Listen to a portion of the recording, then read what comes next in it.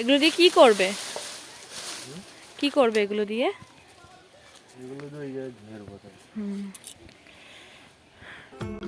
সুপ্রভাত বন্ধুরা, কেমন আছো তোমরা সবাই? আশা করছি সবাই খুব ভালো আছো, আর আমরাও খুব খুব ভালো আছি। তো আজকের দিনটা আমাদের হাকিমপুরের বাড়ির থেকেই শুরু। বিগত কয়েকদিন ধরে যে ব্লগগুলো যাচ্ছে সেগুলো দেখে তোমরা বুঝতেই পারছো যে আমরা রয়েছি হাকিমপুরের বাড়িতে। ঠান্ডার প্রবণতা খুব বেশি থাকায় এবার এসে সোনাইয়ের ধারে আসা হয়নি। সকাল সকাল মা বলল সোনাইয়ে যাবে, তাই আর সেই সময়টাকে একদমই নষ্ট করলাম না, চলেই আসলাম। দেখো ওপাশে যে মহিলাটি দাঁড়িয়েছিল উনি কিন্তু বাংলাদেশি, ইন্ডিয়ান। আর আমরা এদিকে ইন্ডিয়ান। এগুলো কিন্তু আমি ছাড়বো।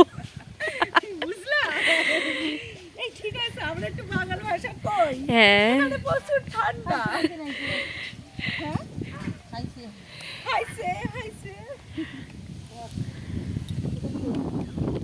আর প্রত্যেকটা জিনিসেই এখানে দেখতে পাবেন দুটো ভাগ। ওপাশে যেমন বাংলাদেশের স্টিমার বা নৌকা, ঠিক তেমনি আমাদের এদিকে ইন্ডিয়ান। আর এই হাঁসগুলো, এরা কিন্তু কোনো ভেদাভেদ মানল না। ইন্ডিয়ার হাঁস বাংলাদেশে যাচ্ছে, আর বাংলাদেশের হাঁস ইন্ডিয়ায় আসছে। চলুন এবার তবে ওঠা যাক নদীর থেকে। আমার গত বছরের পুরনো ব্লগ যারা যারা দেখেছেন, ঢেকিতে পাড় দেওয়া, সেই ঢেকি কিন্তু এইটা। তো আমরা তো সকাল সকাল চলেই এসেছিলাম নদীর ধারে, আর এখানে এই পিসিদের বাড়িতে কিন্তু অনেক গাছের সম্ভার। তার মধ্যে ছিল সবেদা, আর প্রধান আকর্ষণীয় তেঁতুল। তেঁতুল গাছ দেখে তো আমরা দুই বউ পাগলই হয়ে গেছিলাম। লাস্টে এই দেওয়ারের কাছে অনেক রিকোয়েস্ট করে উনি পেরে দিলেন বেশ কয়েকটা তেঁতুল। আর কাঁচা তেঁতুল নুন দিয়ে খাওয়ার কিন্তু মজাই আলাদা। দুর্ভাগ্যবশত আমাদের দুই বউয়েরই লেগেছিল খুব ঠান্ডা, তবু বকাঝকা শুনে তেঁতুল খেতে কিন্তু আমরা একদমই ছাড়িনি। তেঁতুল পাড়তে গিয়ে এই তেঁতুল গাছের মধ্যে লগাটাই আটকে গেছিল। অবশেষে আবার একটা লগা নিয়ে এসে সেটাকে ছাড়ানোর ব্যবস্থা করা হলো, আর সাথে গাছের থেকে বেশ খানিকটা তেঁতুলও পাড়া হলো। তবে সেগুলো সব আমরা নিলাম না, কয়েকটা পছন্দ মতো তেঁতুল নিয়ে নিলাম।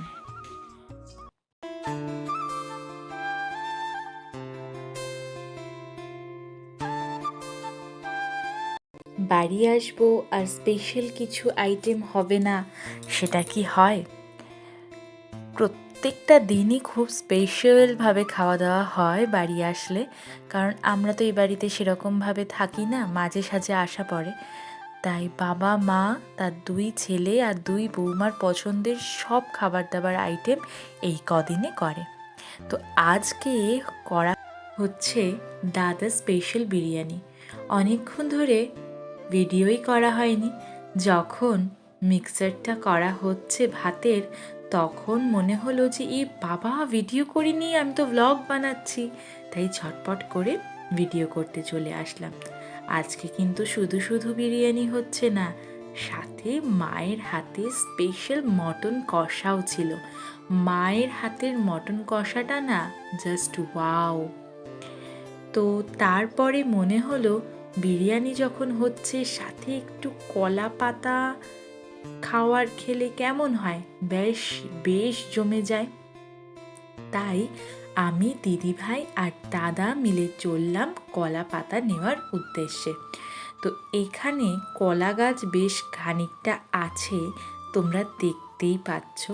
আর এখান থেকে দাদা একটা কলার পাতা কেটে নিয়েছে, আর এই কলার পাতাটা বেশ ভালো করে ধুয়ে ব্যবহার করে নিলেই ব্যাস হয়ে যাবে। আর অসাধারণ কিন্তু হয়েছিল বিরিয়ানির টেস্টটা। আর যখন কলা পাতায় পড়েছিল না, ভীষণ ভালো লেগেছিল। আমি তো কলা পাতায় ভাত খেতে খুব খুব খুব ভালোবাসি, তাই আমার মাথায় আগেই এসেছিল যে আজকে কলা পাতায় খাওয়া হবে। কলা পাতাগুলো কিন্তু দাদাই সুন্দর করে কেটে ধুয়ে গুছিয়ে রেখেছিল। খাওয়া দাওয়া আজকে বিরিয়ানিটা তো জমে গিয়েই ছিল, সাথে ছিল ডিম সেদ্ধ আর রায়তা। রায়তাটা আমরা ঘরেই তৈরি করেছিলাম। কলা পাতায় এরকম খাওয়ার কেমন হয় জমে যায় না পুরো। খাওয়া দাওয়া পর্ব সেরে আমরা চলে গিয়েছিলাম মাঠের উদ্দেশ্যে। চড়াই উতরাই পথ ধরে মেঠো পথে নেমেই পড়লাম।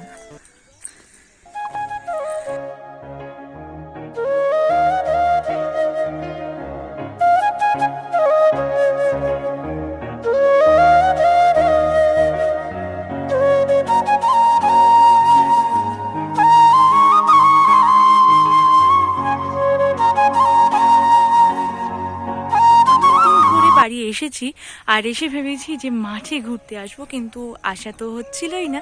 তো অবশেষে মা ম্যানেজ হলো আর মাঠে এসেছি, কারণ এত সুন্দর সর্ষে গাছ, আর যেটাকে তো আমরা সবসময় মিস করবই যারা শহরে থাকি। আর আমার এই সর্ষে গাছের জন্যই মেন আকর্ষণ ছিল আজকে মাঠে আসার।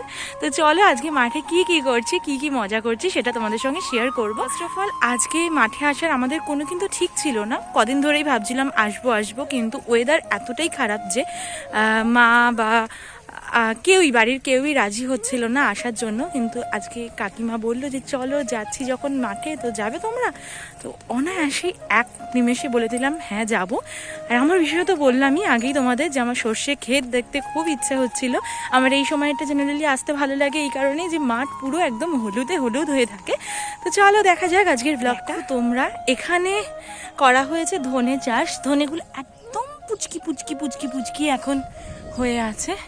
আর ওখানে আলবে আসছে মা আর আমার উনি। আর এইদিকে তো সর্ষে গাছ আর সর্ষে গাছগুলো তবে অনেকটাই ছোট এখনো, অনেকটা মেঠো পথ দিয়ে এগিয়ে যাচ্ছি।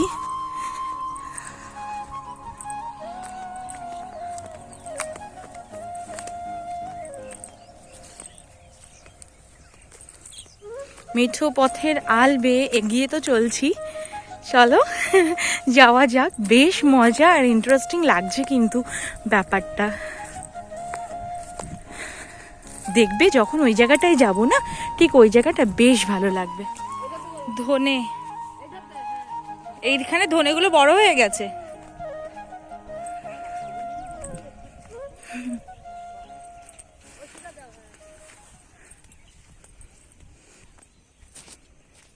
সর্ষে হয়ে গেছে এগুলোই।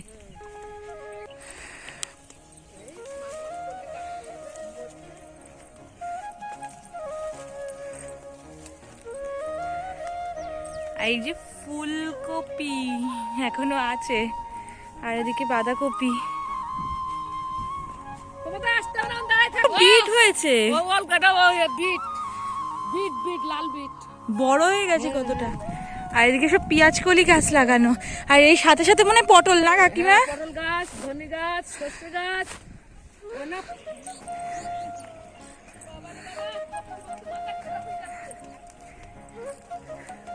চারিদিকে শুধু হলুদ আর হলুদ। মনে হচ্ছিল মাঠটাকে যেন সোনা রঙে ঢেকে রেখে দিয়েছে এই হলুদ শস্যগুলো, মানে সর্ষে গাছ বা সর্ষের শাকের যে ফুলগুলো। এখানে দেখো ধান কাটা হয়েছে আর এই জমিতে এখন জল দেওয়া হচ্ছে, নাহলে আরও শর্টে আমরা চলে যাচ্ছিলাম।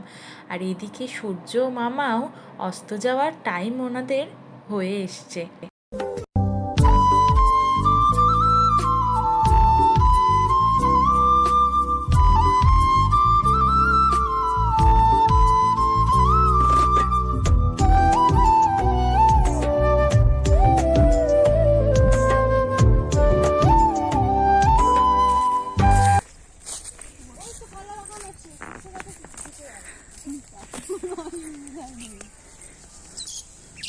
লোকের খেতে বেতো শাক চুরি করছে আমাদের বাড়ির বড় বউ।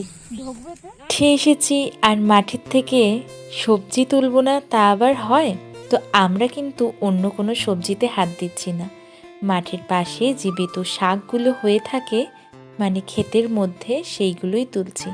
আর আমরা যখন ভালোভাবে তুলতে পারছিলাম না, কাকিমা তুলে আমার হাতে দিল, বেশ ভালো লাগছিল।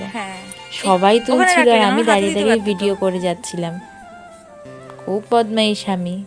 তারপর ভাবলাম যে না, এরকম করে দাঁড়িয়ে থাকলে তো চলবে না, আমিও কয়েকটা তুলি।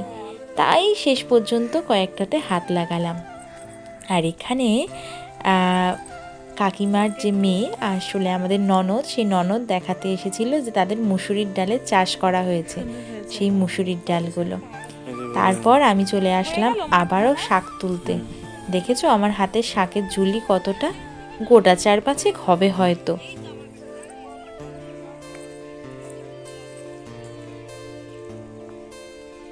মাঠে আবার করে ধান রোয়ার কাজ শুরু হয়ে গেল।